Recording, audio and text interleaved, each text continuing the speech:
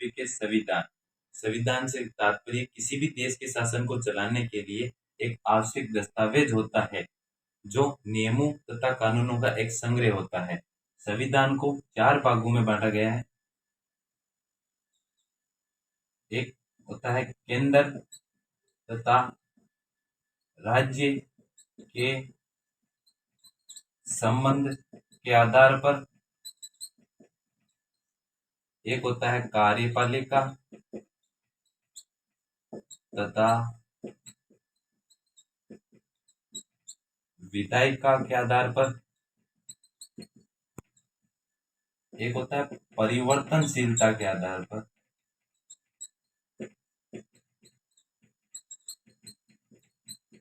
एक होता है निर्माण तथा विकास के आधार पर। तो संविधान को 4 प्रकारों में बांटा गया है। केंद्र तथा राज्य संबंध के आधार पर ये 3 प्रकार से होता है। एक होता है परिसंघ, एक होता है संघात्मक, एक होता है एकात्मक।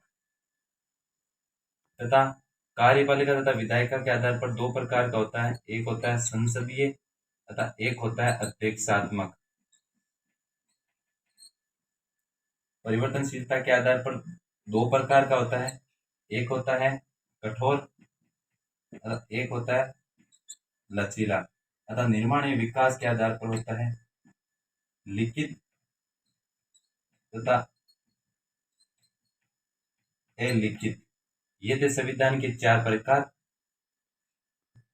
अब संविधान सभा क्या होती है? किसी भी लोकतांत्रिक देश में संविधान के निर्माण के लिए एक लोगों की प्रतिनिधि संस्था होती है जो संविधान निर्माण का कार्य करती है तथा संविधान के विभिन्न पक्षों तथा उद्देश्यों पर विचार विमर्श करती है तथा संविधान के निर्माण के पश्चात उसे स्वीकार करती है।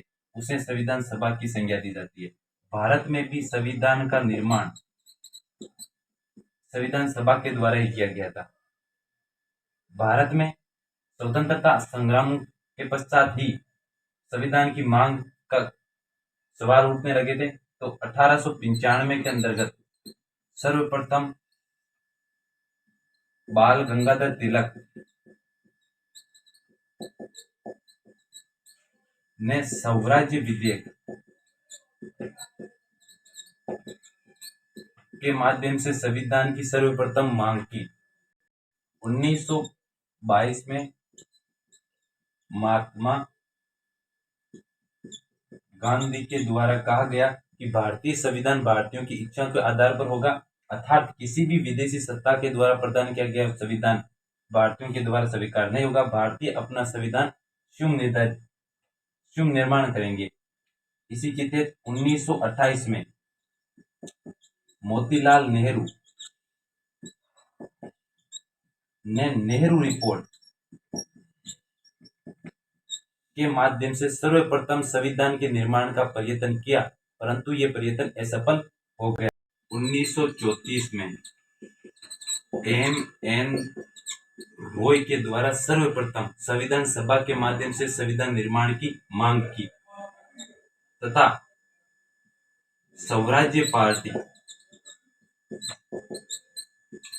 पहला राजनीतिक दल था जिसने संविधान सभा के माध्यम से संविधान निर्माण की मांग की तथा 1934 में कांग्रेस कार्य समिति ने संविधान सभा के माध्यम से संविधान निर्माण की मांग की, परंतु 1936 में फैजपुर अधिवेशन में भारतीय राष्ट्रीय कांग्रेस ने संविधान सभा के माध्यम से संविधान निर्माण की मांग की तथा 1938 में पंडित जवाहरलाल नेहरू ने वयस्क मताधिकार के आधार पर संविधान सभा के गठन की मांग की। वयस्क मताधिकार से तात्पर्य बिना किसी भेदभाव के किसी निश्चित आयु में सभी को एक समान वोट प्रदान करने से है। प्रारंभ में भारत में मताधिकार की आयु 21 वर्ष थी, परंतु कारकुंडे समिति की सिफारिशों पर 61वें संविधान संशोधन 1989 के तहत इसे घटाकर 18 वर्ष कर दिया गया। अगस्त 1940 में ब्रिटिश शासन के द्वारा संविधान सभा के माध्यम से संविधान निर्माण की जो मांग भारतीयों के द्वारा की गई थी उसको स्थायी मंजूरी प्रदान की गई तथा 1942 के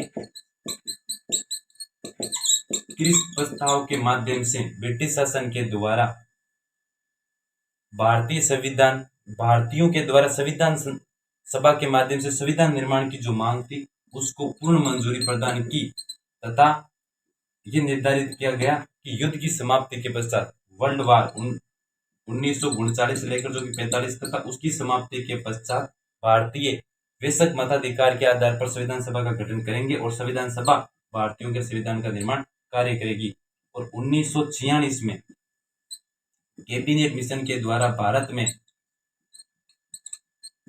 संविधान सभा का गठन किया और उसी के द्वारा वर्तमान भारतीय संविधान का निर्माण किया गया। अगर वीडियो अच्छा लगे तो लाइक एंड शेयर कीजिए।